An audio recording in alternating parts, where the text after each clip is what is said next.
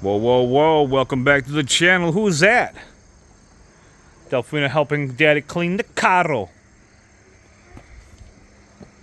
Where's that green Mustang? Do you know where that went? No, I have no idea. No idea. Well, in case for those who did not know, this has replaced the Boss 302. I know what you're thinking. Why? But there's reasons behind it. And it's just, Macy's got a family and stuff, and he wants, to take care of his family first before really building something nasty. So this is another build that's going to come to the channel. So while he's got this as his family vehicle, paying this off, and in the meantime building onto it some wheels and tires and a bunch of stuff coming for this car, well, 4Runner.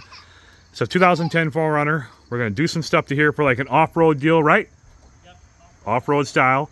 And after this is said and done, paid off, we're going to go forward and get another Mustang. He wants to upgrade, push himself higher, but like I said, sometimes you have to make sacrifices.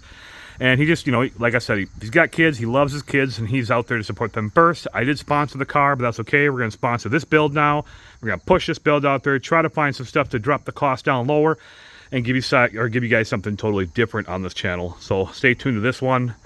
Obviously, the 3-valve's still here. And then, yeah, we got another car coming in spring. Most likely a GT500. Or maybe the Dark Horse. Yeah?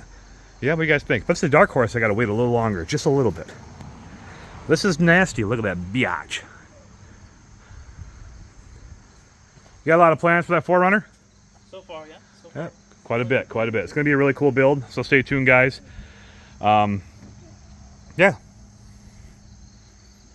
Bam.